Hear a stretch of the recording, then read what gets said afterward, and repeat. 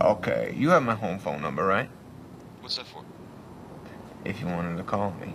Hey, No, I'm fine. I have your work number. Okay. Because of the time difference. If you needed to reach me early, that's No, it's fine. I can just get you at your office. Punch Drunk Love is one of the best movies at capturing the fear of being vulnerable, depicting what this looks like and feels like cinematically. The true tension arises when this fear of being seen clashes with one's innate desire to be loved. It's a paradox, but one that many experience. How do you reconcile the simultaneous desires to be known with an equally strong desire to feel safe and isolated? This leads someone like Barry to seek connection in the most mundane and dispassionate of places, talking to customer service representatives to hear and connect with a person without having to be vulnerable. Notice how paranoid Barry is when volunteering his name and address to the phone sex operator, constantly asking, Okay, and it's confidential? And this is confidential.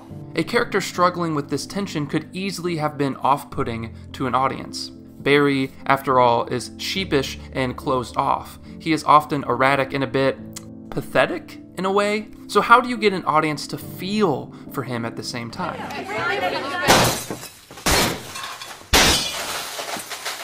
You cast Adam Sandler. At the time, casting Sandler as your lead in a serious drama was risky, but in hindsight it makes perfect sense for this movie because Sandler had already found success playing socially awkward yet endlessly endearing protagonists. Billy Madison, Bobby Butcher Jr., Sony Koufax, these were all idiosyncratic, aloof characters that were somehow made likable by Sandler's abilities. And, we have a non-breakable handle, finally.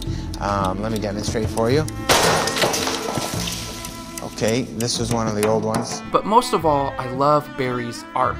When we first meet him, Barry is constantly spewing lame excuses and lies for why he can't show up for a social gathering or go out on a date. Everyone said you were coming. Didn't you tell everybody you were coming? I have to renew my gym membership. Oh, right. He loses control when others speak for him or when they reveal something about his character without his permission, accusing them of lying in the process. Paul Thomas Anderson is one of those rare directors where every one of their movies has something of value. Even if a particular film of his doesn't completely work for you, there's always something to be admired.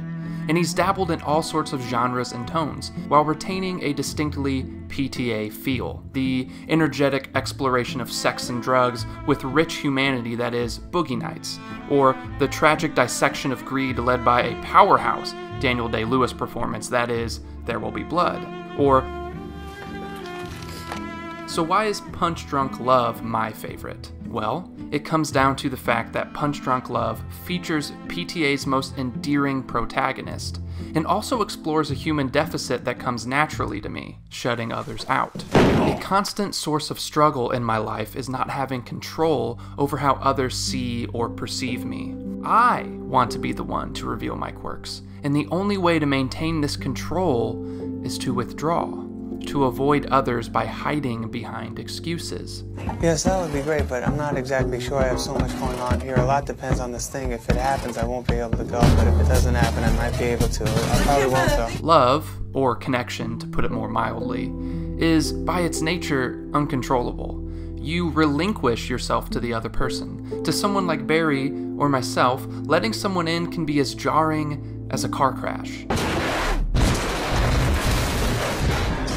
Barry's life is colored in blues and grays. He is often framed far away from the camera, constantly having to bridge the distance in between. He is safe, yet lonely. PTA does a great job of communicating Barry's chaotic inner turmoil visually.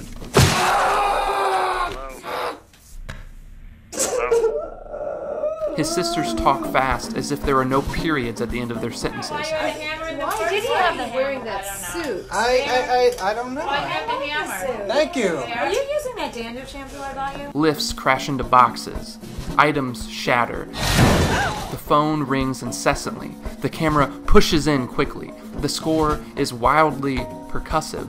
But through his relationship to Lena and his confrontations with Philip Seymour Hoffman's phone sex crew, Barry actually finds strength in being vulnerable. he learns how to truly express how he feels. We see him let loose, dance in a supermarket aisle, take a trip on a whim, act out public romantic gestures, etc. His kiss with Lena captures his growth perfectly. The whole scene is like this microcosm of the entire film. He's nervous, withdrawn, anxious, stepping forward, then stepping back. He sees her, approaches awkwardly, but then gives in to her love. He relaxes and kisses her back. It's funny, embarrassing, endearing, and cathartic all at once. In 60 seconds, we see how being vulnerable and embracing love can make you stronger and more confident. Sometimes all it takes is the feeling of being punch drunk to wake you up from a life of control, a life of withdrawing. I have a love in my life. It makes me stronger than anything you can imagine. Hey guys, today's video was brought to you by Audible. If you're new to Audible, you can click the link in the description for 2 free audiobooks. Don't forget to like and subscribe, and thanks for watching.